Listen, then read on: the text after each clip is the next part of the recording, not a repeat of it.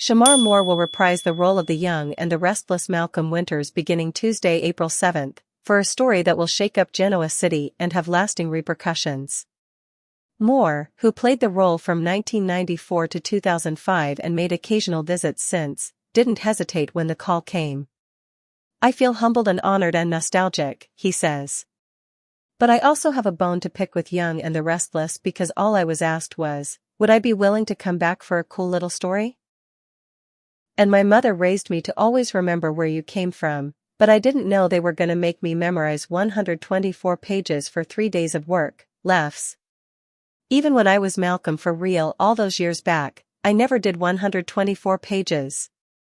That mix of gratitude and humor reflects the actor's long relationship with the show, which helped launch him into a prolific primetime career that included starring in Criminal Minds and SWAT, and he appreciates that YNR set him on the path to get there.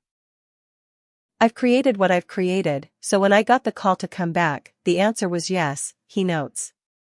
There's no Christoph St. John, who played Malcolm's brother Neil Winters and passed away in 2019, this time around, and they still asked if I would bring Malcolm back to life and tell a cool, dramatic story.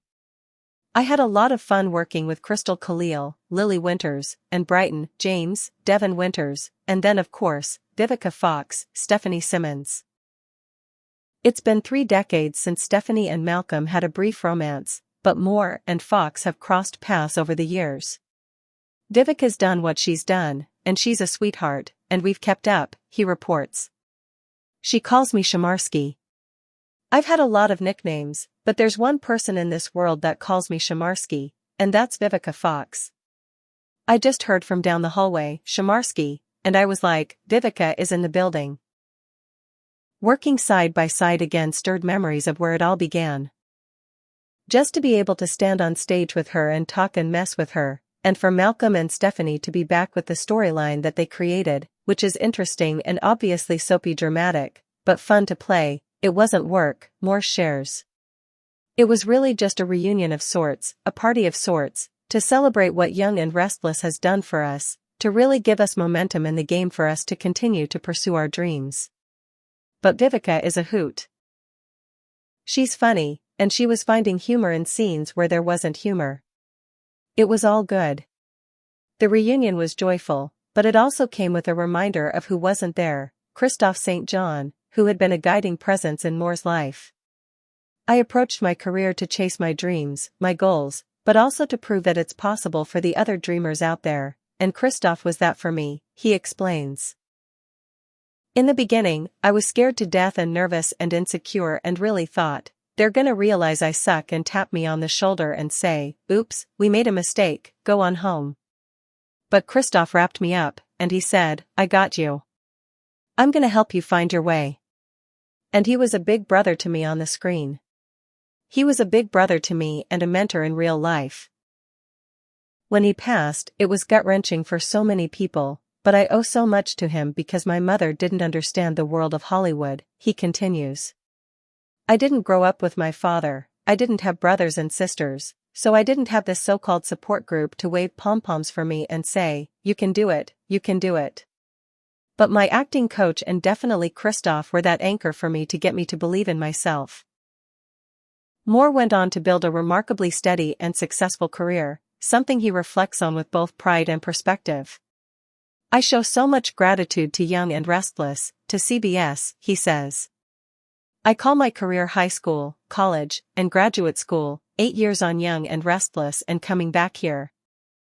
And there was high school, and then 11 years on Criminal Minds was college, then 8 years on SWAT was graduate school, and CBS embraced me, saw something good in me, and gave me this life and career.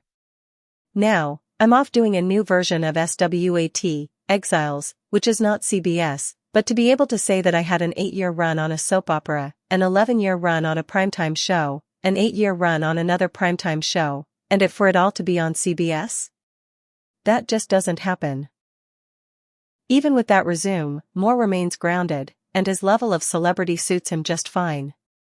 "I don't mean it to be arrogant, but in 33 years, the longest I've gone unemployed is 4 months, and I pinch myself," he shares. "I never take it for granted. I never get bored. I'm glad I'm not the biggest star in the world. I don't want that kind of hype.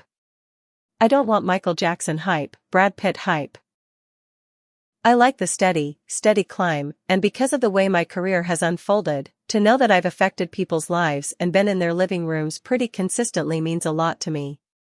That connection with audiences still shows up in his everyday life.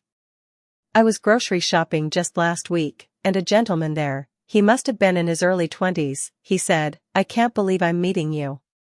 Why are you shopping here?" More relays. I was like, because I live down the street. I need eggs. I need toilet paper and paper towels. What do you mean? And he's like, dude, you were my childhood with Criminal Minds, and my grandmama used to watch you on Young and the Restless. And just the fact that generations know me and know my face and I've affected themselves or family members, that's a humbling, proud feeling. In true Genoa City fashion, the drama begins pretty quickly after Malcolm and Stephanie arrive in town. And while Moore's stint is brief, he'll be back filming again this month to wrap up the tale. I just told them, please don't give me 124 pages, he chuckles. They were like, how about 50 or 60? I was like, I'll take it. I'm going to be a good listener, let Vivica and the rest of them do the talking,